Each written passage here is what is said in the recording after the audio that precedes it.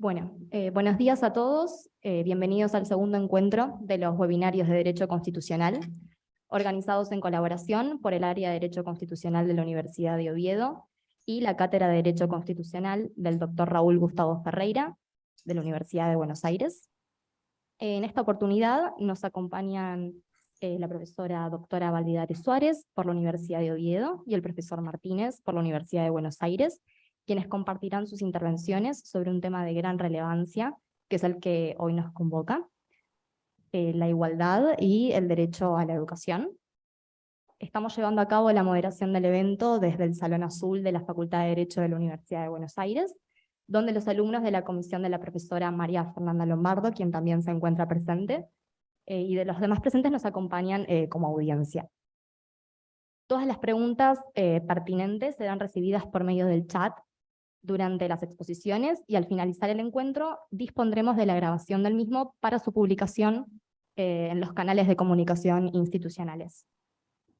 Queremos mencionar también y darles la bienvenida a quienes se encuentran también conectados, al profesor doctor Benito Aláez Corral, que creo que está conectado vía Zoom, quien es director de este webinario, junto al profesor doctor Raúl Gustavo Ferreira, que hoy lamentablemente no nos puede acompañar, pero que igual siempre está presente. Si les parece bien, arrancamos con las exposiciones.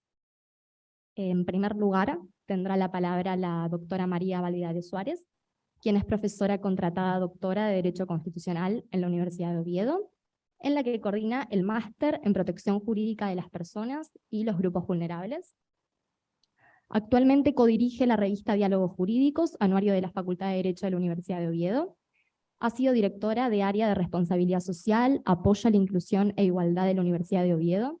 En 2018 fue técnica de asesoramiento científico en la iniciativa Ciencia en el Parlamento. Es miembro de la ONG Acción en Red Asturias. Sus líneas de investigación se centran en el estudio de la construcción europea y de los derechos fundamentales, con particular atención a los temas de igualdad y género.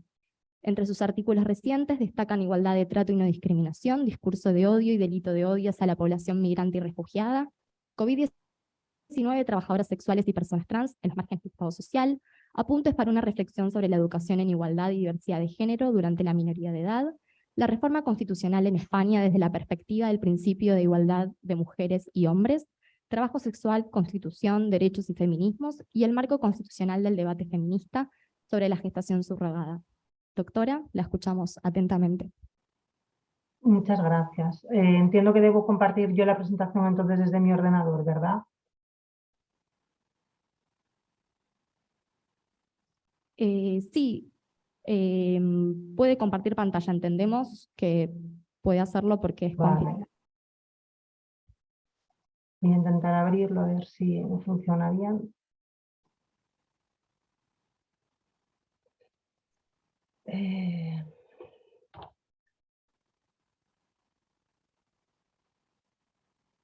Vale, a ver si... Perfecto, ahí nosotros lo vemos bien, ¿todos lo ven bien? ¿Sí? Vale, bueno, lo dejo así para ir pasando. Bien, antes que nada, bueno, muchas gracias, por supuesto, a los profesores Gustavo, Benito, por la invitación a este curso, a poder participar en los webinarios, en esta colaboración que tenemos, bueno, tan interesante y fructífera, ¿no?, que nos permite mantener una comunicación bastante fluida a pesar de la distancia. Muchas gracias por todo el soporte estos días, el soporte hoy técnico y el apoyo, bueno, estos días a través del correo. Es un placer compartir hoy espacio otra vez y poder hacerlo sobre un tema de mucho interés, y bueno, estoy también pues, muy contenta de poder compartir mesa con el profesor Leandro Martínez. Bueno, sin más, voy a comenzar mencionando cuál será el objeto de mi intervención, que versará sobre las necesidades que tiene el estudiantado en las universidades, pero desde la perspectiva de que la respuesta a las necesidades específicas, que al menos en la Universidad de Oviedo no son solo exclusivamente al estudiantado con discapacidad, aunque parte, obviamente, todos estos servicios de apoyo específicos nacen de los derechos de las personas con discapacidad y del derecho a la educación en particular. Bueno, y entendido cómo todos estos ajustes que se hacen deben enmarcarse en la comprensión de los derechos fundamentales y en particular del derecho a la igualdad y a la no discriminación, con lo cual iré, digamos, avanzando muy rápidamente por el marco constitucional español para contextualizar y ver cómo a través de la normativa internacional y también ahora ya de la normativa interna se va concretando esa obligación de realizar ajustes y de accesibilidad universal en el marco de precisamente un derecho a la igualdad de oportunidades en el disfrute del derecho a la educación y a la no discriminación de las personas en el disfrute de este derecho por razón de discapacidad, ¿de acuerdo?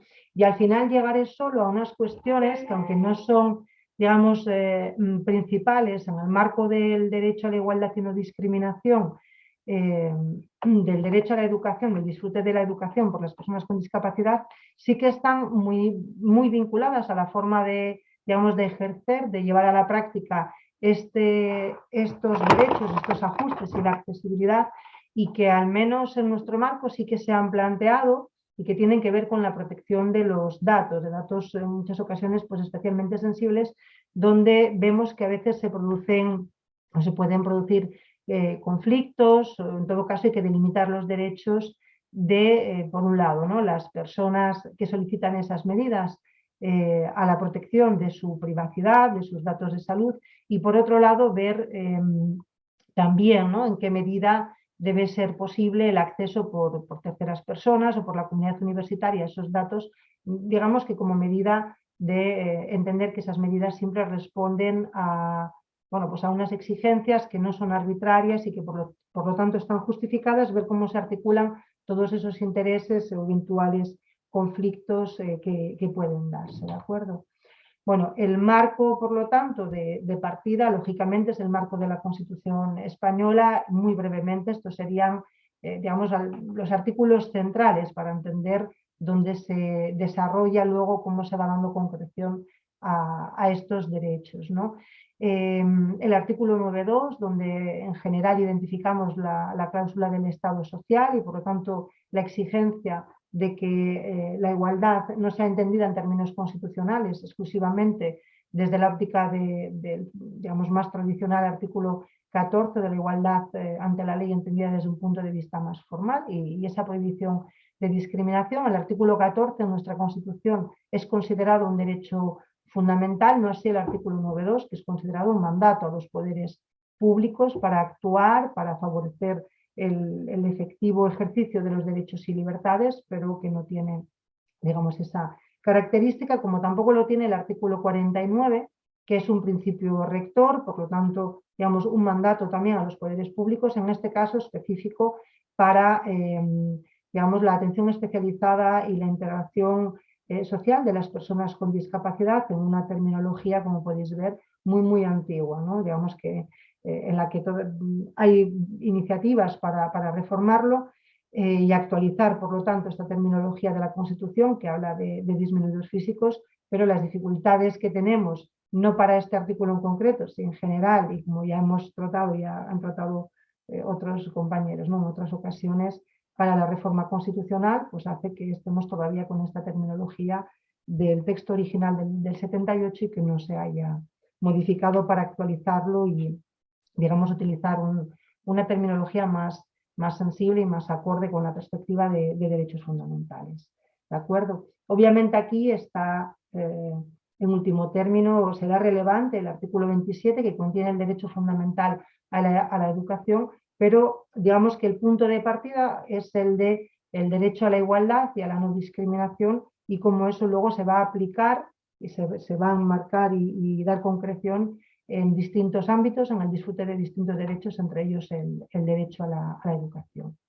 El punto de partida de un cambio de paradigma que no es específico de nuestro Estado porque proviene de los tratados internacionales, en particular de la Convención de Naciones Unidas sobre Derechos de las Personas con Discapacidad, es el que va a señalar que debe considerarse como una discriminación por motivos de discapacidad todas las formas de discriminación y entre ellas la denegación de ajustes razonables. Esta categoría, digamos, originada en Estados Unidos, luego desarrollada con mayor profundidad en Canadá, y digamos que hemos ido recibiendo en el ámbito europeo y en particular en el Estado español a través de la Ley de Derechos de Personas con Discapacidad, a la que luego me referiré, y que lo que hace es, digamos, consagrar, dar concreción a este paradigma, a este cambio de la Convención. ¿De acuerdo? Los ajustes razonables se van a entender entonces como todas aquellas adaptaciones que sean necesarias y adecuadas, que no impongan una carga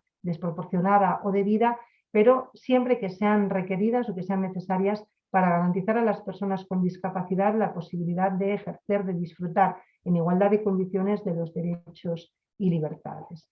Junto al concepto de ajustes razonables hay un concepto también muy vinculado, que es el de diseño universal, que busca que, digamos, los productos, los entornos, los servicios se utilicen siempre desde el punto de partida, digamos, pensando en la pluralidad y en la diversidad que existe en la sociedad, y que por lo tanto y luego no necesiten una adaptación, ¿no? De manera que se garantice la accesibilidad desde el inicio. Tanto los ajustes como el diseño universal buscan hacerlo, pero la idea del diseño universal es que desde el inicio se tenga en cuenta ya, no digamos un sujeto homogéneo normalizado con unas determinadas capacidades, sino que se tenga en cuenta esa diversidad y por lo tanto también la diversidad que puede existir desde el punto de vista de la capacidad, y se diseñen por lo tanto productos que sean accesibles, ¿de acuerdo? Bueno, los estados por lo tanto se comprometen a adoptar todas las medidas, lógicamente, para hacer efectivos estos derechos y, entre otros, para promover digamos, la implementación, ¿no? del diseño universal. Esto aterriza en nuestro ordenamiento jurídico a través de la Ley General de Derechos con las Personas con Discapacidad, que concreta, digamos, la vulneración o el incumplimiento de las exigencias de accesibilidad y de realización de ajuste razonable como una vulneración del derecho a la igualdad de oportunidades, con lo cual tenemos, bueno, una primera concreción de una vulneración de un derecho que, digamos, llevará aparejada, como veamos, la posibilidad de sanciones, ¿no? Se va a tipificar específicamente como una conducta que supone una infracción de las obligaciones legales y que, por lo tanto, puede generar una sanción. Desde hace muy poco, de manera muy reciente, este verano entró en vigor una ley integral para la igualdad de trato y la no discriminación, que, digamos, desde una perspectiva, pues, digamos, muy transversal, intenta dar concreción o da concreción al derecho a la igualdad de trato y a la no discriminación, por lo tanto, a esos artículos 9.2 y el derecho fundamental del artículo 14 que mencionaba al inicio. Y reitera que es una vulneración de este derecho, y aquí ya no es solo la igualdad de trato, está también la prohibición de discriminación, la denegación de ajustes razonables en los términos en los que ya hemos visto, ¿no? Digamos que la terminología, el concepto es similar, ¿no? al que ya he mencionado. Por lo tanto, desde ese punto de vista hemos de entender que en un primer paso con la Ley General de Derechos de las Personas con Discapacidad y de manera, digamos, más reforzada con esta ley de 2022, el derecho a los ajustes razonables pasa a formar parte del contenido subjetivo del derecho fundamental a no ser discriminado y, por lo tanto, a poder ser exigibles, ¿no? Decía que las acciones, ¿no? o omisiones que ocasionen las vulneraciones del derecho a la igualdad y a la discriminación, a la accesibilidad universal, se va a entender y van como discriminaciones directas o indirectas, y por lo tanto se prevé para ello un régimen de infracciones y sanciones que, en el caso de la ley digamos, integral de igualdad de trato, remite en particular a la legislación específica, por lo tanto a la Ley de Derechos de las Personas con Discapacidad, ¿de acuerdo? ¿Cómo se concreta esto? ¿Cómo se proyecta de manera muy clara sobre el derecho a la educación? La Convención de Derechos de Naciones Unidas, que antes citaba, ya recoge el derecho a la educación y la obligación de los Estados de realizar los ajustes razonables que sean necesarios para garantizar, ¿no? a las personas el disfrute de estos derechos sin discriminación, en igualdad de condiciones, e incluye, digamos, no solo las etapas obligatorias de educación, sino que habla también de la educación superior, por lo tanto aplicable a la universidad. Lo mismo vemos en el caso de la legislación específica sobre discapacidad, que consagra de manera explícita, ¿no?, ese paradigma de la Convención, el de considerar a las personas con discapacidad como sujetos titulares de derechos y, por lo tanto, todos los derechos que están garantizados les pertenecen, son titulares, y los estados deben garantizar el ejercicio, deben garantizar todas esas condiciones que pueden suponer un obstáculo, que pueden disminuir su capacidad de ejercicio. Y también, deben, por lo tanto, los poderes públicos realizar todas aquellas actuaciones que vayan en favor y orientadas a, ampliar la esfera de autodeterminación, de un ejercicio, propio, ¿no?, por la persona, y que no dependa entonces de su actuación o de una intervención por terceras personas, ¿de acuerdo? Las medidas de apoyo y las intervenciones se ajustarán a los principios de necesidad y también de proporcionalidad. En este sentido, cuanto más se avanza y más se diseña desde el principio del diseño universal, más se facilita también, el ejercicio autónomo por parte de las personas, que no deben depender entonces, de terceras personas. En algunos casos pueden ser productos de apoyo, también becarios de acompañamiento, etcétera, pero cuanto más se diseñe desde ese punto de vista de la universalidad, más se potencia, ¿no?, la posibilidad de un autoejercicio de los derechos. Las medidas específicas para garantizar la igualdad y la no discriminación y la accesibilidad, claramente, según la ley, se aplican a todos los derechos recogidos en ella. Uno de esos derechos es el derecho a la educación, ¿de acuerdo? Como mencionaba antes, en todos los niveles educativos, y señalando de manera específica la obligación de atender a la diversidad, de necesidades educativas a través de los apoyos y los ajustes razonables. ¿De acuerdo? Bueno, en paralelo, igual que he señalado, en el marco de la igualdad y la discriminación, que se entendía que era una vulneración del derecho a la igualdad, lo vemos, recogido a través de la legislación específica.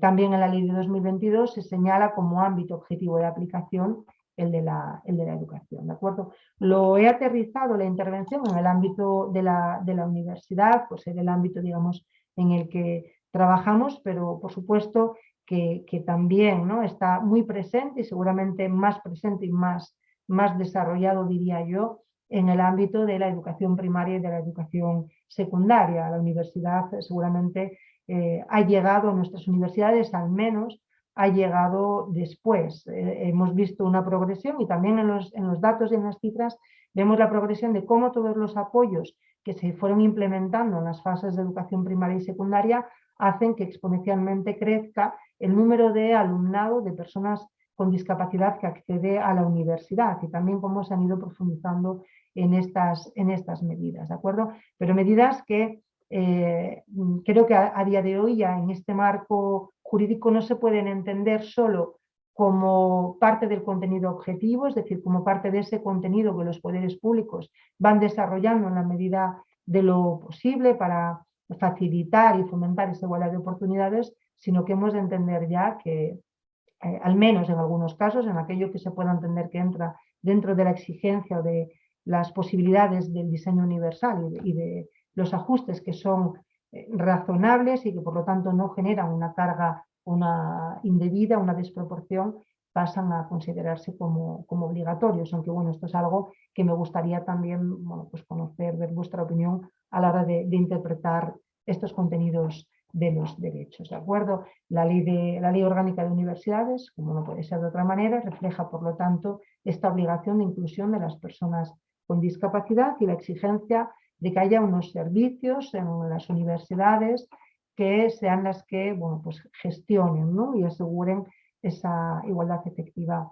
de oportunidades. Se habla aquí entonces de los servicios de atención a la comunidad universitaria. Así existen en nuestras universidades, en la Universidad de Oviedo y en una red que existe a nivel estatal, la red SAPDU, que agrupa todos estos servicios hay una especialización y por lo tanto esos servicios son prestados por personal técnico especializado, y esto va a ser relevante para la última cuestión de las que quería poner sobre la mesa relacionada con esta exigencia de la realización de los ajustes. En las universidades existe, por lo tanto, un personal especializado en el ámbito de la discapacidad y de los apoyos, que es el personal que va a realizar, digamos, las entrevistas, va a tener conocimiento de cuáles son esas situaciones y va a hacer la propuesta, el informe de necesidades específicas y la relación de apoyos o de medidas que deben ser puestas en práctica con relación a cada alumno o cada alumna de manera específica, y que se traslada luego al profesorado, y que obviamente implica, desde el punto de vista del principio de igualdad, una diferencia de trato, ¿vale? Puede implicar una ampliación de tiempo en los exámenes, el poder realizarlos a través del uso del ordenador, ¿de acuerdo? Bueno, todas las adaptaciones que seguramente estamos más o menos habituados a ver en clase. Claro, obviamente para disfrutar de estos derechos, de los ajustes que puedan ser necesarios y de los apoyos, la universidad debe recabar todos aquellos datos de salud que, digamos, justifican este trato diferenciado, ¿no? Para que hablemos, por lo tanto, de un trato diferente que está justificado, en ningún caso de un trato discriminatorio. Desde el punto de vista del marco estatal y del marco de la Unión Europea, diríamos que la universidad estaría dentro de aquellos sujetos, formaría parte de aquellos sujetos que están legitimados para recabar unos datos que tienen una protección especial, ¿no? Datos de salud, puesto que se van a requerir informes médicos, certificados en su caso de discapacidad y toda aquella documentación clínica, tanto digamos, relacionada con la salud física, con la salud psíquica, que pueda justificar y que pueda ayudar a determinar cuáles son esas medidas específicas, ¿no? Es necesario tener en cuenta en todo caso, y esto también luego se va a aplicar desde mi punto de vista, debe ser tenido en cuenta a la hora de valorar qué personas deben tener acceso o es legítimo que tengan acceso a estos datos, ¿no? El reglamento relativo a la protección de la Unión Europea, relativo a la protección, ¿no? de los datos personales, habla y establece un principio muy claro de la minimización de datos, es decir, de la exigencia de que se recaben solamente aquellos datos personales necesarios, pertinentes, ¿no? Adecuados para los fines que son tratados, como una forma, bueno, pues evidente de garantizar y proteger la intimidad personal como derecho fundamental consagrado en nuestra Constitución. Por lo tanto, el punto de partida es que estamos en presencia, ¿no? de datos que afectan o que el conocimiento de esos datos afecta al derecho fundamental a la intimidad y que por lo tanto deben tener una especial protección, la protección que según nuestro marco jurídico debe estar vigente y debe regir para garantizar, digamos, frente a accesos indebidos a esos datos. La jurisprudencia constitucional también ha establecido cuáles son, digamos, esos criterios que deben estar presentes a la hora de entender que una injerencia, una afectación al derecho fundamental es legítima, ¿no? La finalidad legítima, la necesidad de la medida y, bueno, esa proporcionalidad en sentido estricto entre el fin que se quiere conseguir y la afectación del derecho en este caso. En nuestras universidades, todo este proceso, esta adaptación, este establecimiento de los apoyos y los ajustes razonables, se produce a través de un informe de adaptaciones, aunque obviamente el nombre es muy variable, que es un documento que se elabora y que inicialmente pues, se enviaba inicialmente a través del correo electrónico, aunque en los últimos años se van implementando sistemas para evitar que los documentos viajen a través del correo electrónico por cuestiones, digamos, vinculadas a los protocolos ya de seguridad informática, del tipo de documentación que puede, digamos, ser distribuido o las exigencias que implicaría trasladar a través de correo electrónico datos donde puedan reflejarse datos vinculados con la salud y que, bueno, pues exigiría unas medidas de seguridad mayores que la mera digamos, emisión o envío de un correo ordinario, ¿no? Pues seguramente al menos protecciones con contraseña, etcétera. Y se ha implementado una medida también, digamos que no está consagrada de manera a lo mejor explícita, pero que es una interpretación que yo creo que es adecuada de esta obligación, ¿no? Del principio de minimización de datos y de la protección del derecho a la intimidad, que es eliminar cualquier diagnóstico, cualquier información relativa al diagnóstico de ese informe de adaptaciones. De manera que en la información que se envía y que recibimos principalmente el profesorado, aunque en determinadas ocasiones también puede ser el personal de administración y servicios, porque obviamente hay situaciones en las cuales puede ser necesario que el personal de administración esté informado si los edificios no son del todo accesibles y no es posible reformar esos edificios, en ocasiones, por ejemplo, porque sean edificios con un valor, digamos, arquitectónico, histórico, y que no puedan hacerse obras para facilitar la accesibilidad, por ejemplo, de personas que utilizan sillas de ruedas, pues puede ser necesaria también la intervención del personal, digamos, que está en las conserjerías, a la entrada de las facultades, en los horarios de clase, etcétera. Decía, ese informe ahora mismo no contiene cuáles son los datos, los diagnósticos que explican y que apoyan y justifican la adopción de todas estas medidas por parte del personal técnico que hace una valoración y establece cuáles son. Es decir, que la universidad como institución esté legitimada para conocer, para, digamos, almacenar, ¿no? Y tener y acceder a esos datos, no significa que cualquier miembro, cualquier persona de la institución tenga derecho a conocer o esté legitimada para conocer cuáles son esos datos de salud. Y cuando indico aquí que no se comuniquen de manera indiscriminada, ni siquiera estoy pensando en que se comuniquen a todos los miembros de la universidad, al margen de si van a tener contacto o no con esa persona, sino que me planteo incluso si el dar la información sobre los datos clínicos de esa persona a todo el colegio, por ejemplo, docente, ¿no? De docentes que en un determinado curso va a tratar con el alumno o la alumna, también, o sea, es necesaria o no es desproporcionada, ¿de acuerdo?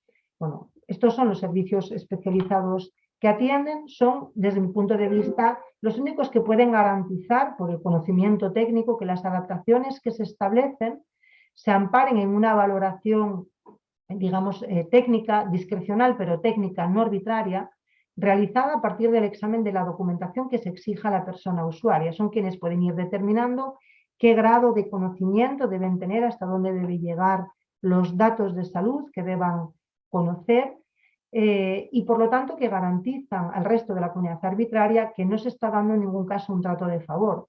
También lo garantiza para el personal docente que, digamos, va a tratar y debe, digamos, luego garantizar que ese derecho a la educación se desarrolle de manera efectiva, en igualdad de, digamos, de oportunidades, porque, digamos, evita que tengamos que ser quienes no tenemos una capacidad, ¿no? Ni un conocimiento técnico, quienes determinemos cuáles deben ser esos apoyos o esos ajustes. Y por lo tanto, digamos, establece, ¿no? Unos criterios técnicos trasladando cuáles deben ser las respuestas y los ajustes necesarios para la situación. Situación, además, que es individualizada, es decir, que incluso el propio concepto de la discapacidad o el diagnóstico de salud que pueda ser es genérico, y no en todos los casos, como sabemos perfectamente, eso se traslada, ni se vive, ni se experimenta de la misma manera, ni implican las mismas limitaciones. Por lo tanto,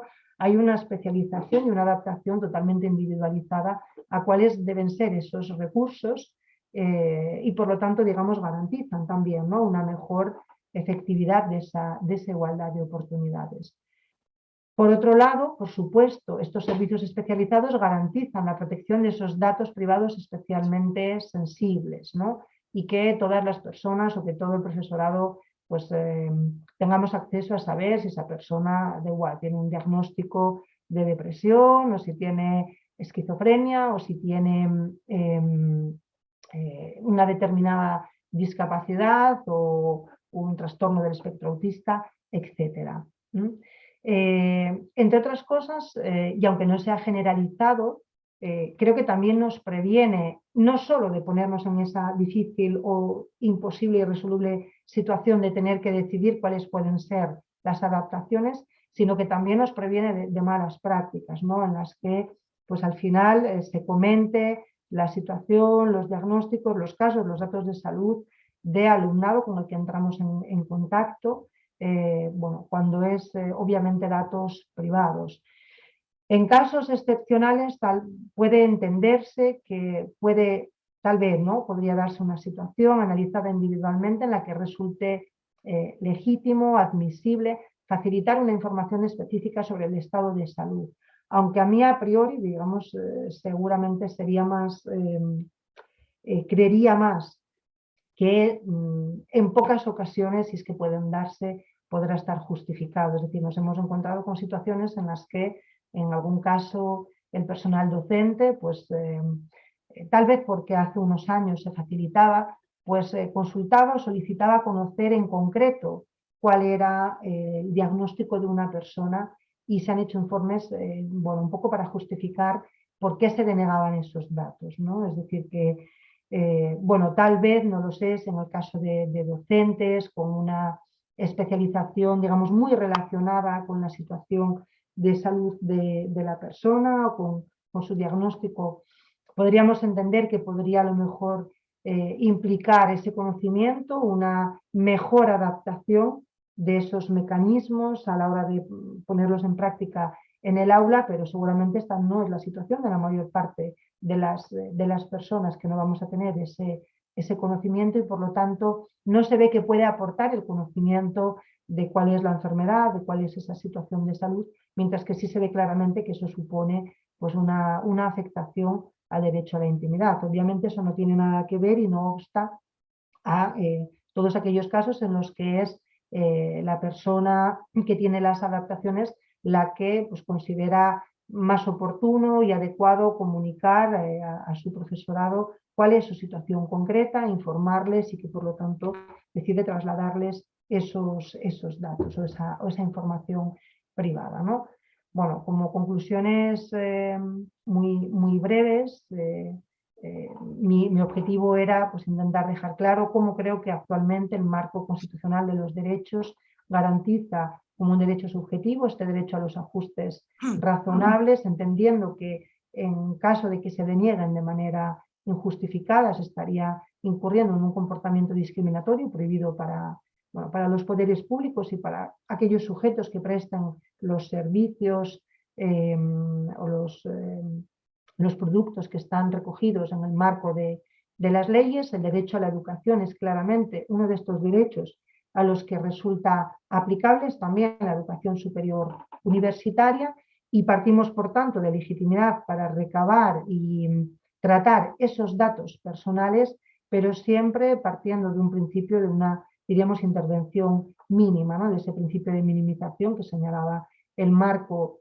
de la Unión Europea y que, por lo tanto, digamos, aconseja, o yo diría que realmente obliga ¿no? a que estos datos, estos diagnósticos no estén accesibles de manera generalizada en los informes de adaptaciones y que se analice de manera muy excepcional y extraordinaria el poder comunicarlo en casos concretos. Decía, y con esto cierro, que yo bueno, me he limitado en este caso a analizar un poco el marco universitario en lo que conozco. La situación no es idéntica en el ámbito de la educación primaria y secundaria. Yo creo que ahí sería interesante, tal vez necesario, analizar si las circunstancias pueden explicar las diferencias que se dan. Me refiero en particular a que en el ámbito de la educación primaria y secundaria es más habitual que todos los docentes que están implicados, que van a tener relación a lo largo del curso académico con un alumno, con una alumna que tenga necesidades específicas, suelen estar informadas de todos los datos relacionados. Aunque haya un equipo de orientación, un equipo técnico que marque las pautas, sí que es una información que se suele compartir y se entiende que en todo caso eso va a beneficiar al estudiante.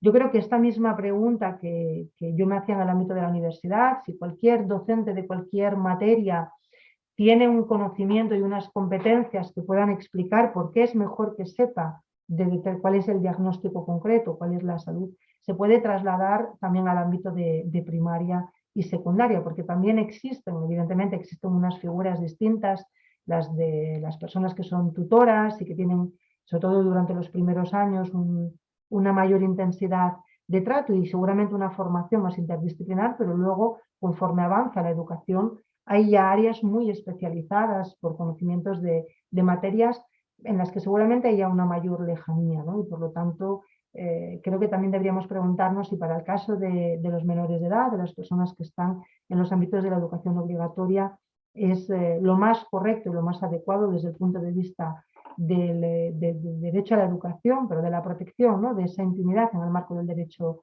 a la educación y a la realización de ajustes razonables, que esa información sea tan compartida, ¿no? De manera tan amplia. Bueno, muchas gracias por vuestra atención. Quedo luego disponible por si hay alguna pregunta, alguna necesidad de aclarar algo que no haya quedado claro. Y bueno, también me gustaría mucho conocer cómo es vuestra experiencia y un poco este paso y esta concreción, ¿no? Esta incorporación de esta obligación como parte ya de un contenido subjetivo del derecho a la no discriminación. Muchas gracias. Muchas gracias, profesora doctora Validares Suárez, por tan interesante exposición que nos invita a reflexionar sobre esta temática tan importante. Les recordamos que pueden dejar su pregunta mediante la plataforma Zoom en el chat. Bueno, ahora sí, vamos a cederle la palabra al profesor Leandro Martínez, quien es abogado, especialista en Derecho Constitucional y doctorando por la Facultad de Derecho de la Universidad de Buenos Aires. Asimismo, cuenta con un máster en Derechos Fundamentales por la Universidad de Granada. Es docente de Derecho Constitucional en la cátedra del profesor Dr. Raúl Gustavo Ferreira.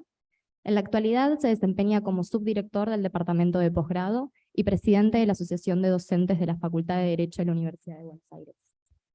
Profesor Martínez, le cedemos la palabra. Bueno, muchas gracias. Bueno, primero agradecerle al profesor Ferreira, al profesor Benito Valadez Corral, que son los promotores de estos encuentros entre dos universidades muy prestigiosas, que nos separan un océano, pero que tenemos lazos estrechos. Simplemente, bueno, le cuento a la profesora Validares, tenemos aproximadamente 40 alumnos y alumnas del primer año de la carrera, que por ahí en esta etapa de sus vidas académicas no son conscientes de la importancia de estos intercambios. Uno está acostumbrado a estudiar el derecho positivo, ¿no? El derecho positivo argentino, el derecho positivo español, y donde viva uno estudia el derecho positivo, ¿no? Pero las cosas van cambiando a poco. Si uno toma casos de la Corte Suprema Argentina, aparece el Tribunal Constitucional Español, en muchos casos. Yo recuerdo algunos en materia electoral de los últimos años, ¿no? La Corte Argentina cita al Tribunal Europeo de Derechos Humanos. Ustedes me dirán, pero Leandro, ¿esto es fuente obligatoria de derecho? No, no es fuente obligatoria, pero contribuye al desarrollo de las ciencias, al desarrollo de la disciplina. Y también pasa con la doctrina, con los doctrinarios. Cuando uno encara cierto tema, uno mira la doctrina de otros países y los especialistas de otros países. Así que son importantes estos encuentros interuniversidades. Y además qué maravilloso sería para ustedes culminar sus estudios de grados haciendo un intercambio en alguna universidad española, ¿por qué no Oviedo? Pero bueno, luego de esto, felicitarla a la profesora Validares. Es un tema que nos toca de cerca. La facultad esta y la universidad tiene un programa de discapacidad de universidad que intenta llevar adelante acciones positivas de inclusión. La convención que citó la profesora del año 2006 tiene jerarquía constitucional para nosotros, o sea, hasta el máximo nivel jurídico. Y por otra parte, muchos de los temas que tocó tienen que ver con la regulación que nosotros tenemos en nuestra ley de datos personales, que es la ley de habeas data, ¿no? El dato sensible, ¿no? Porque ustedes saben que cada uno de ustedes tiene un legajo acá en la facultad con nombre y apellido, pero la facultad, la universidad tiene un límite al momento de recopilar esos datos. Y también lo puede hacer en materia de salud, pero con ciertas condiciones y finalidades que son de interés público y no de interés individual, porque lo que no puede hacer ninguna institución pública es entrometerse en la privacidad o intimidad de las personas.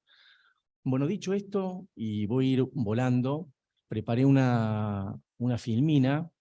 Yo creo, profesora Valvidares, creo mucho en el cine como recurso didáctico y también para captar la atención de los estudiantes, ¿no?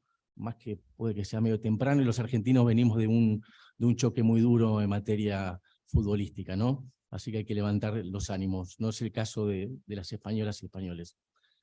Bueno, acá vemos la Universidad de Oviedo, la Universidad de Buenos Aires, pasamos a la filmina número 2.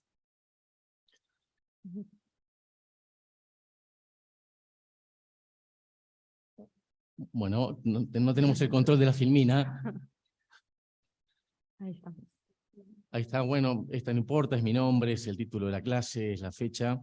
Acá hay una frase de un libro que me gusta mucho, que es de ¿Por quién doblan las campanas?, de Ernest Hemingway, que básicamente lo que dice sintéticamente es que nadie es una isla en sí mismo y lo que le pasa a otros nos perjudican a todos y a toda la humanidad. Seguimos. Bueno, permítame la licencia con esta película que es de mi infancia. Al igual que los españoles, nosotros tenemos dos nociones de la igualdad, ¿no? La igualdad formal y la igualdad... ¿No se ve? Perdón, no se ve acá en la pantalla las filminas. Me quiero morir. El trabajo que fue hacer esta filmina. ¿Pero ellos lo pueden ver? No. Ahí viene Javier. Yo al menos lo veo perfectamente, disculpa. Ahora sí. Bueno, Todavía no está. sé si ven la película que es Gemelos. Sí, sí. Nosotros tenemos dos nociones consagradas, ¿no?, en nuestra Constitución, al igual que los españoles. La primera noción viene de la Constitución histórica, que es de 1853-60, y básicamente lo que establece es la igualdad de los habitantes en el artículo 14, a diferencia de los españoles, que también en el 14 habla de la igualdad de los españoles. Nosotros hablamos de la igualdad de los habitantes, con lo cual tenemos una mirada una mirada más amplia.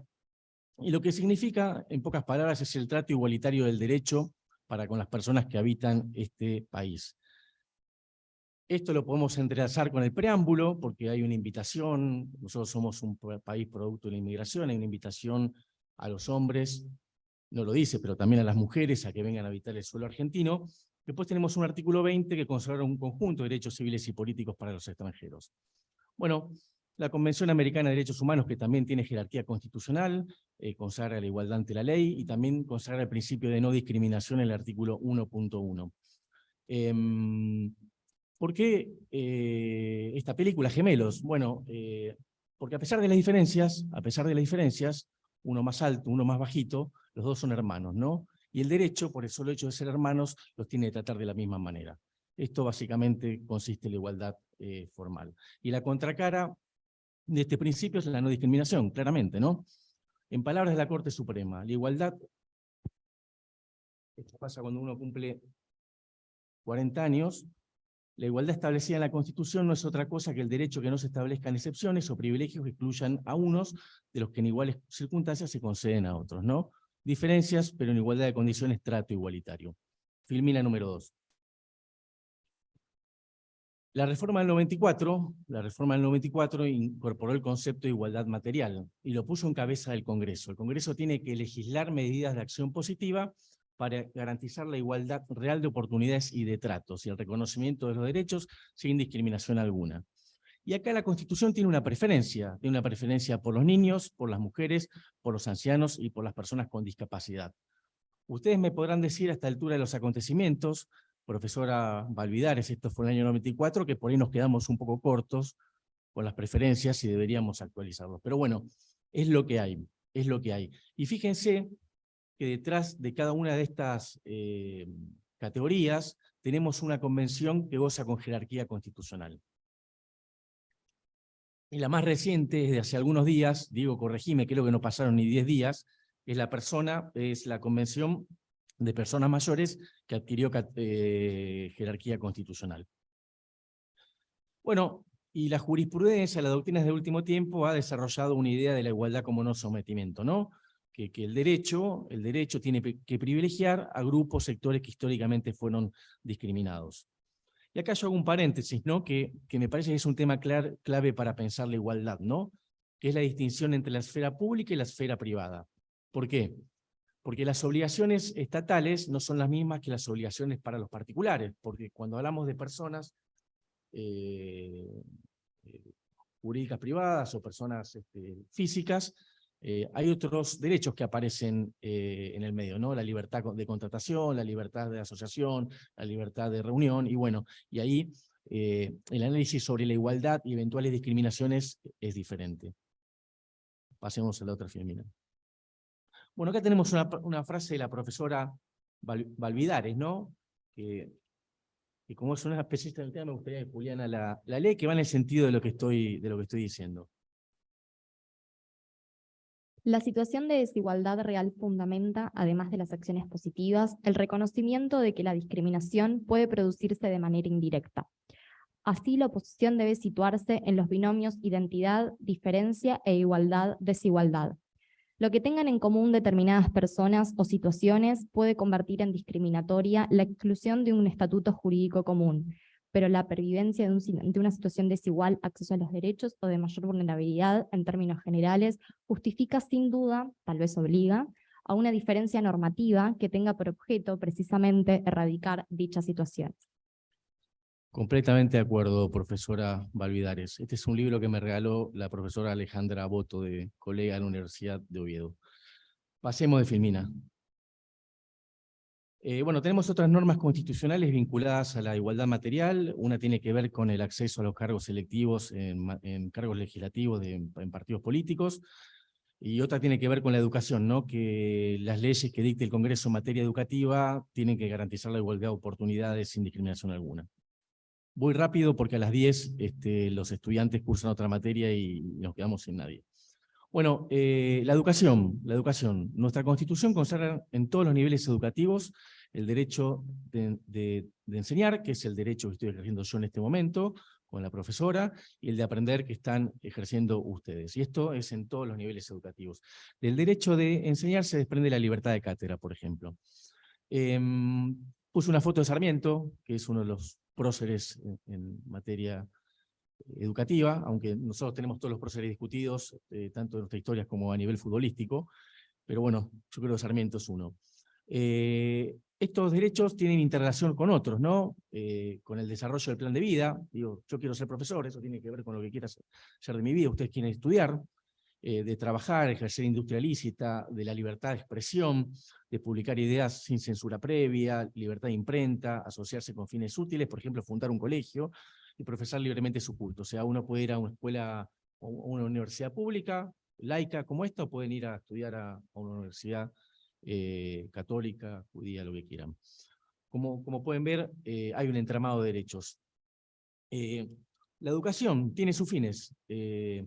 La última reforma incorporó una disposición que es conocida como la cláusula del nuevo progreso o del desarrollo humano, que establece que la educación está para satisfacer un conjunto de aspiraciones constitucionales. La unidad nacional, respetando el federalismo, la responsabilidad indelegable del Estado, la participación de la familia, la promoción de los valores democráticos, la igualdad de oportunidades sin discriminación alguna. Los objetivos enunciados operan como principios rectores para los poderes públicos. Me quedo con la promoción de los valores democráticos, ¿no? La universidad está al servicio de eso. Bueno, el derecho de enseñar y aprender se relaciona con la autonomía universitaria. La autonomía universitaria, estamos en una universidad autónoma, está al servicio del ejercicio de esos derechos. ¿Para qué? ¿Para qué? Primero, para que los poderes políticos no se puedan entrometer en lo que se enseña aquí. El Congreso tiene el deber de garantizar esa autonomía. La autonomía universitaria, el derecho de enseñar y el derecho de aprender se encuentran interrelacionados. Tanto es así que no hay posibilidad de ejercer el derecho de enseñar si nadie ejerce el derecho de aprender. Pasemos de filmina.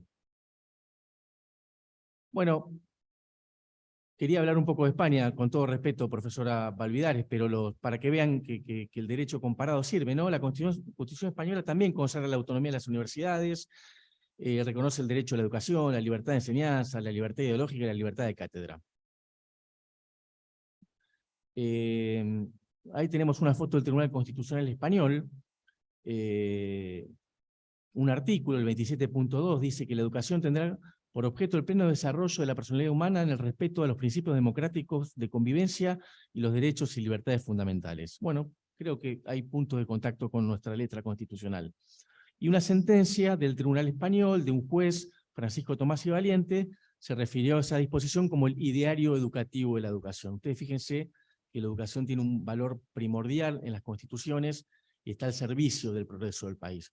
Y bueno, y nobleza obliga, el profesor Benito Aláez Corral dice al respecto que el ideario educativo constitucional del 27.2 opera como un límite al ejercicio de las libertades educativas, además de como un objetivo positivamente vinculante en la prestación del derecho a la educación. Dicho de otra manera, en las aulas, en los claustros universitarios, no se pueden imponer valores que vayan contra este ideario educativo de la Constitución. Pasamos de Filmina. Los españoles lo entienden como un derecho fundamental y una garantía institucional. No me da el tiempo para explicarlo. Comparto la Filmina, pero tiene un carácter ambivalente. Bueno, conclusiones preliminares. Yo creo que nuestra autonomía puede considerarse un derecho y una garantía. Un derecho de los habitantes de enseñar y de aprender en ellas. Una garantía de independencia frente al resto de los poderes estatales. Y de esta manera tenemos un complejo entramado tendiente a la construcción de una sociedad democrática, plural, en donde reine la libertad, la igualdad y la fraternidad. Se me vino la Revolución Francesa a la cabeza, perdónenme. Bueno, algunos precedentes rapidito de la Corte Suprema que tienen que ver con limitaciones al derecho de enseñar, limitaciones al derecho a aprender y que tienen que ver con el alcance de la autonomía universitaria. Y esto seguramente Fernanda algo les habrá dicho. 1988, caso Repetto, una profesora nacida en Estados Unidos es despedida por ser nacional, no porque una ley provincial le limitaba eso. Bueno, la Corte le dio la razón y dijo que esa disposición era contraria al artículo 20, que ahí lo tienen transcripto, que consagra todo un conjunto de derechos de trabajar, de todo, a los extranjeros. En ese entonces, en 1988, la nacionalidad no era considerada una categoría sospechosa, como si, tomando la doctrina norteamericana, tuvimos casos emblemáticos como Koff, como Gottschall y como Mantecón Valdés. Vamos a la Filmina 7. El caso Arenson. Había un señor que quería ser alumno de un profesorado, porque antes se estudiaba para ser profesor de la primaria y del nivel de pregrado, y había una disposición que tenías que medir 1,60 para ser profesor, y Arenson medía 1,48. Yo lo puse al profesor Girafales, porque era un profesor alto, ¿no? el del Chavo del 8. Bueno, que creo que todas las generaciones sabemos quién que hemos visto como el zorro, ¿no? Bueno, la Corte consideró que era irrazonable, que era discriminatoria y que no había fundamento alguno. ¿Cuál era el fundamento? Que Arenson, por ser chiquitito, no tenía la estatura moral para poder impartir la enseñanza. Bueno, visto hoy por hoy, un disparate. Vamos a la otra Filmina. Bueno, ahí tuvimos dos casos de limitaciones al derecho de enseñar. Derecho a aprender en escuelas públicas con educación religiosa. Bueno, profesora Valvidares, nosotros tenemos provincias más conservadoras, más religiosas que otras, ¿no? Supongo en España debe pasar lo mismo. En la provincia de Salta, una ley que estableció la educación religiosa, las escuelas primarias públicas, de manera optativa, se podía estudiar, recibir educación religiosa de la religión que fuera, y se implementó un formulario que le decía a los padres, bueno, qué educación querían recibir o qué preferencias. Bueno, la Corte consideró que todo esto genera una situación de discriminación estructural de manera indirecta, ¿no? Que las normas llevadas a la práctica, que si bien querían garantizar un derecho, tornaban la situación discriminatoria. ¿Por qué? Porque vulneraban la privacidad de las personas con el formulario, porque además los que salían privilegiados eran los católicos, era la única religión que se enseñaba. Pasamos de Filmina. Bueno, dos películas que me gustan mucho, Sueños de Libertad, se las recomiendo, la otra es Fuga de Alcatraz. Costa Ludueña, una persona privada de libertad. Nosotros tenemos un programa de educación en las cárceles que se llama UBA 22, que es un gran programa que se instauró desde la recuperación de la democracia, en esta idea que las personas que están cumpliendo una pena privativa de libertad o están privadas de libertad, están en las cárceles para en algún momento poder volver, ¿no? Para esta idea de la resociabilización. Costa Ludueña quiso ingresar a la carrera de Sociología, pero no tenía DNI, por una disposición de la Universidad de Buenos Aires. Y planteó una discriminación. Costa Ludueña era de nacionalidad peruano, pero este caso no fue tratado como una categoría sospechosa. ¿Por qué? Porque el requisito de tener con DNI, que ustedes se los tienen que haber pedido para ingresar a la carrera de abogacía, es para todos, es para nacionales, es para extranjeros, con lo cual no hay un trato discriminatorio. Pasamos de Filmina.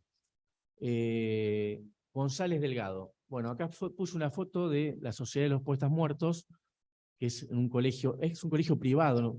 de varones, gran película. Bueno, en Córdoba existe un colegio que se llama el Colegio Montserrat, y que ya hace algunos años, 1997, era de varones. El Montserrat dependía de la Universidad Nacional de Córdoba, y la universidad decidió hacerlo mixto, ¿no? Entonces un grupo de padres de los varones del colegio de Montserrat se opusieron a esta medida judicialmente. El caso llegó a la Corte, y ya estábamos, en Reforma 94, estaba la CEDAW, había un montón de instrumentos internacionales, y la Corte dijo básicamente dos cosas: que los poderes públicos, las instituciones públicas tienen que tomar medidas de acción positiva, y esta es una escuela pública, con lo cual la universidad, en ejercicio de su autonomía, puede disponer la enseñanza mixta. Distinto hubiera sido el caso de una universidad privada, ¿no? Ahí yo dudo que se pueda imponer eso, porque rigen otros principios. Lo tenemos a Forrest Gump acá, ¿no? Gran película de Robert Zemeckis. El Congreso dicta una ley de acción positiva, de inclusión de personas con discapacidad, y obliga a las universidades nacionales a poner un puesto de trabajo para las personas con discapacidad, ¿no? Como una manera de promover el empleo. La Universidad Nacional de Córdoba se opone a esto, invocando la autonomía universitaria. Bueno, entonces, ¿quién tiene la potestad para dictar medidas de acción positiva? Bueno, la Corte dice que es el Congreso. O sea, que si el Congreso dispone, no hay autonomía universitaria posible para ampararse. Esto no quita que después las universidades puedan tener programas, como tiene la nuestra, de inclusión para las personas con discapacidad. Pasamos al Filmina. A modo de cierre. La educación en todos sus niveles es una herramienta al servicio de fines individuales y colectivos. En el primer caso, sirve para que las personas puedan desarrollarse y construir su plan de vida en libertad e igualdad. En el segundo caso, pretende que los componentes de una comunidad, al ser formados en valores democráticos y en el respeto de los derechos, convivan en fraternidad y canalicen sus conflictos pacíficamente, o sea, a través del derecho. La universidad pública cumple un papel protagónico en la propagación de la cultura democrática, como así también en el progreso individual y colectivo de una nación. La Constitución de Cádiz de 1812, paradigma del constitucionalismo moderno, ya lo decía en uno de sus artículos. ¿Por qué? Porque imponía la enseñanza del texto constitucional en las universidades. Así que cierro con esta frase, que es "Viva la Pepa", que para los que no lo conocen es como se vitoreaba la Constitución de 1812 en Cádiz. Así que gracias. Muchas gracias. Muchas gracias, profesor Martínez, por tan valiosa intervención. Ahora, si les parece bien y estamos todos de acuerdo, vamos a pasar a la ronda de preguntas. Le cedo la palabra al profesor Diego de la Pien, quien O la profesora Valvidares. o a la profesora, como quieran. Diego. Bueno, avanzo yo entonces. Bueno, felicitaciones a ambos por las exposiciones, muy claras, muy estimulantes además para pensar estas problemáticas. Quería hacer una pregunta en realidad a ambos, porque no sé cómo será en España y tampoco sé cómo es en Argentina, así que bienvenidos la respuesta que nos puedan dar los dos. Por la profesora Validares hacía referencia a estas medidas que tomaban las universidades a los fines de establecer ajustes razonables o recolectar datos, específicamente vinculados a personas con discapacidad, para, bueno, brindar ciertas posibilidades o justamente, bueno, realizar las medidas necesarias para la integración y para que puedan avanzar.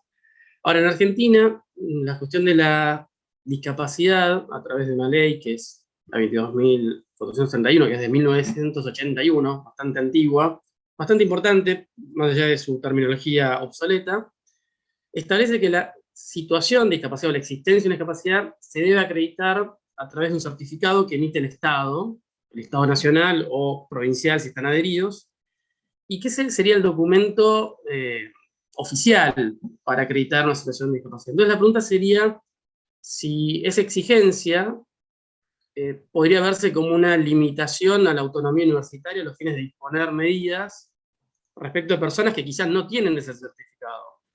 Es una discusión que se ha dado para cuestiones de prestaciones médicas, por ejemplo. Es decir, si yo no tengo un certificado de discapacidad, pero tengo una enfermedad o lo que fuera, si los servicios medicinales o médicos pueden o no acceder a los servicios, a brindarme los servicios.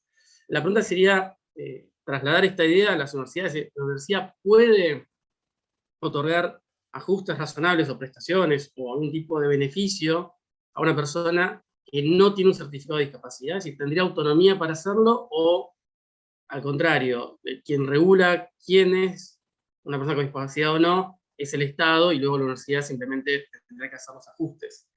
Esa sería una primera pregunta. Y la segunda, esta sí creo que va un poquito más hacia la doctora Validares, porque trajo el tema, es cómo funcionarían estos ajustes razonables para evitar discriminaciones, pero que no tengan que ver con discapacidad. Porque parece que con discapacidad, digamos, habría un elemento, si se quiere, objetivo, o podríamos ponernos de acuerdo, pero hay otro tipo de discriminaciones donde quizás tengamos más dudas a la hora de constatarlas, y la pregunta sería, bueno, si las vamos a tomar en cuenta o no, o esta idea solamente es aplicable a estos casos en particular. Bueno, gracias a ambos.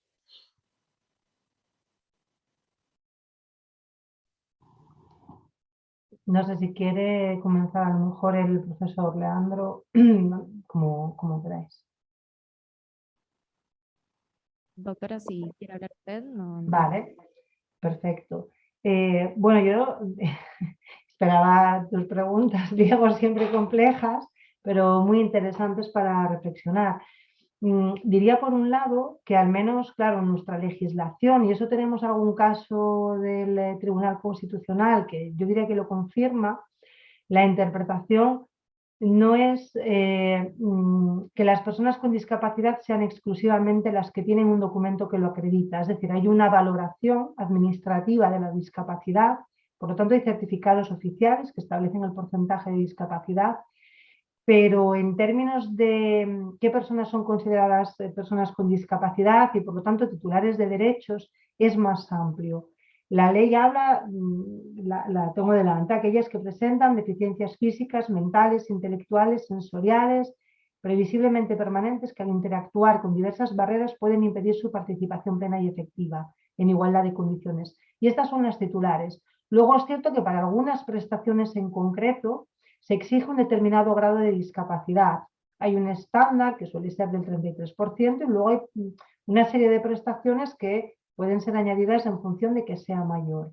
Con lo cual, digamos que se entiende que la titularidad es más amplia y que por lo tanto no hay que llegar en todo caso a ese mínimo que la ley sí que exige para determinadas cuestiones, como puede ser, por ejemplo, las tasas gratuitas en el marco de la universidad, ¿no? Es decir, un mínimo que eso sí que pasa por un procedimiento, digamos, reglado y por ese certificado que acredita al menos un mínimo.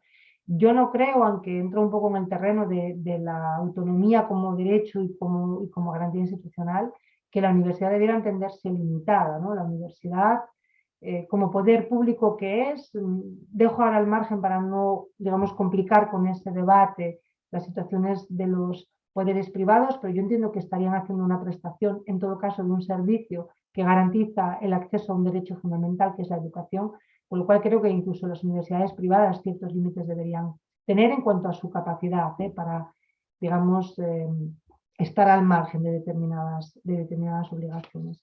Pero en todo caso, creo que deben poder hacer, por supuesto, todo aquello que la ley les imponga y todas aquellas otras medidas que entiendan que benefician y que van en esa línea de mejorar siempre la igualdad de oportunidades. Y creo que por eso, por ejemplo, en el caso de las universidades españolas, la mayoría no atiende solo a las situaciones de discapacidad, aunque sea seguramente el grueso, sino que atiende a cualquier necesidad específica. En ocasiones pueden ser cuestiones muy, muy puntuales. Lo vemos, por ejemplo, pues antes de los exámenes de acceso a la universidad, siempre hay alguna persona que tiene alguna fractura y que por lo tanto no va a poder escribir con la mano dominante y realizar los exámenes que duran 3 días y necesita un apoyo informático o de otro tipo para poder realizarlos, ¿no? Y ahí no tiene nada que ver ni siquiera con situaciones de salud o con situaciones de discapacidad.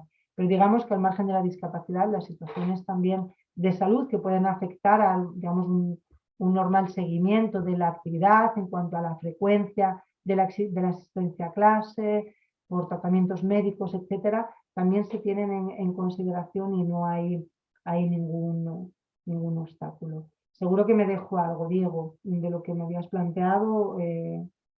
Dime si retomo alguna cuestión. No, para mí está clarísimo, apuntaba ahí la pregunta, así que excelente, gracias. María Fernanda. Perfecto. Bueno, muchas gracias, doctora Validares Suárez, por su respuesta.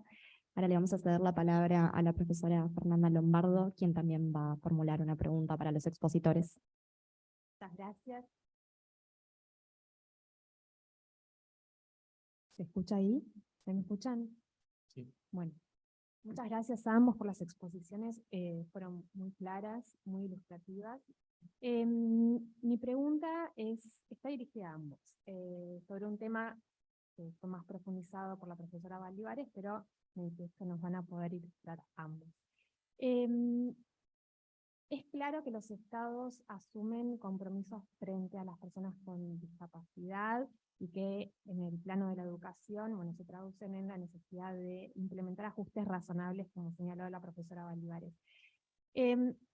Pareciera claro también que en determinadas circunstancias estos ajustes razonables pueden entrar en alguna tensión con el nivel educativo de los contenidos que se transmiten.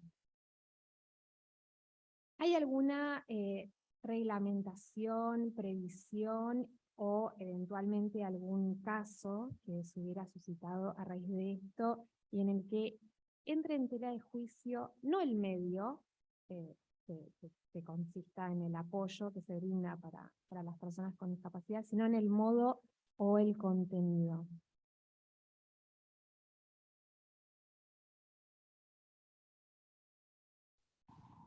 Perdón, no sé si fue...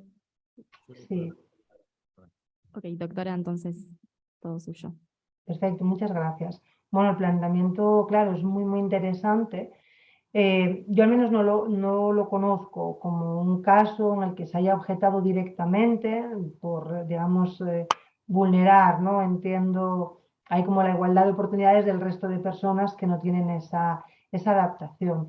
En principio, aunque, claro, esto es una cuestión más, digamos, del personal técnico y por lo tanto de equipos que suelen estar compuestos por personal con formación en psicología, pedagogía, psicopedagogía.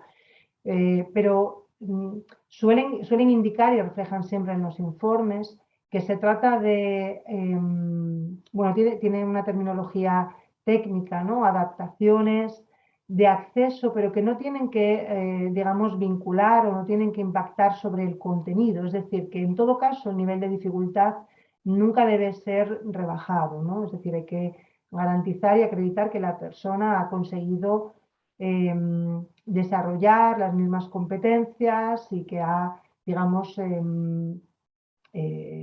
acreditado, ¿no? La superación, la adquisición de unos determinados contenidos que sean iguales o equiparables en cuanto a la formación, con lo cual deberían ser más adaptaciones de las que llaman metodológicas de acceso, ¿no?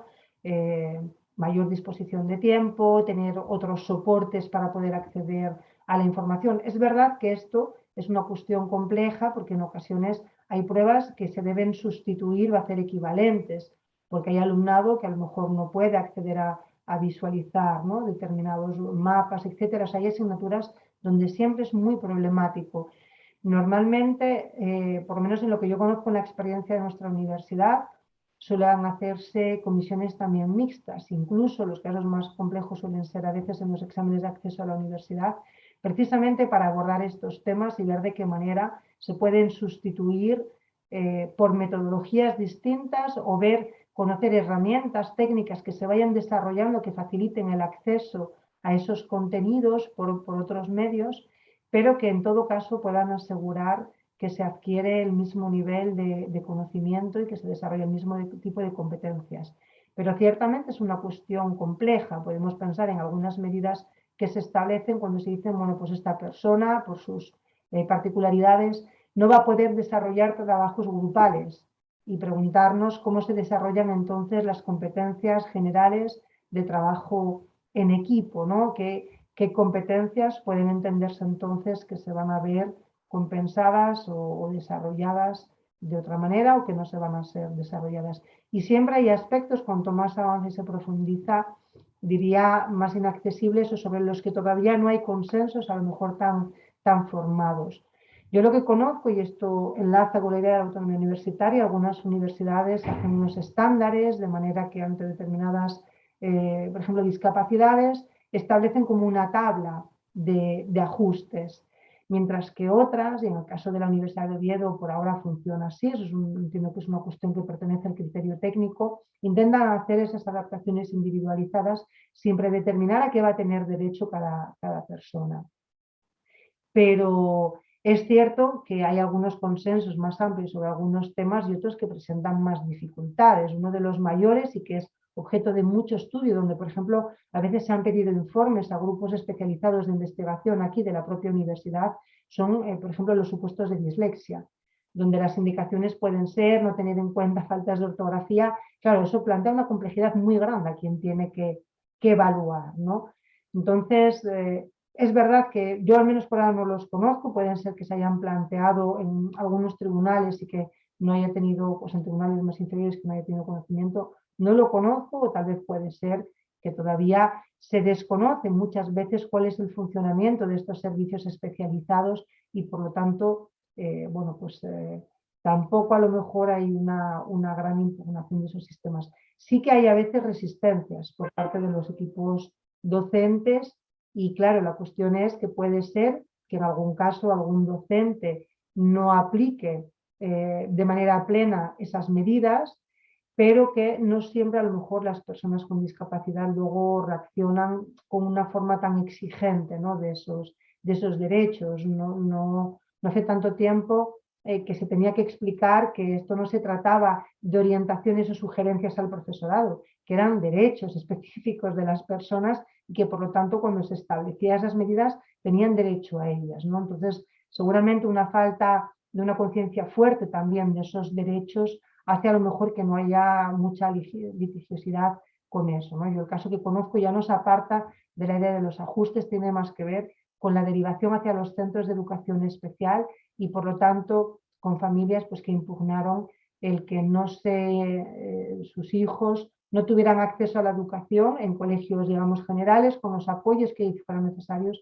y que fueran derivadas a centros especiales, ¿no?, de educación, que es lo que sucede pues, en casos de discapacidades, a lo mejor, bueno, pues ya muy graves, que tienen un impacto muy fuerte y que se entiende que no es posible, digamos, garantizar, ¿no?, ese acceso a la educación solo con apoyos específicos. Pero bueno, entiendo que no es exactamente la pregunta, que plantea mucha complejidad, cuanto más se avanza también en la sensibilización hacia esas, digamos, dificultades específicas de aprendizaje y donde falta a lo mejor un desarrollo fuerte de la base pues, científica que explique a qué se deben como para entender si están justificados ese trato diferencial. Así que lamento no poder responder. Bueno, muchas gracias, doctora Valladares Suárez y profesor Martínez, por tan valiosas intervenciones. Vamos a dar por finalizado este segundo encuentro y nos encontramos nuevamente el lunes 19 de diciembre con el tercer webinario de Retos de Futuro del Constitucionalismo, que esperamos verlos a todos allí. Y por supuesto, terminar agradeciendo a la organización de estos espacios, a la cátedra del doctor Raúl Gustavo Ferreira y al área de Derecho Constitucional de la Universidad de Oviedo. Y muchas gracias a todos por su presencia.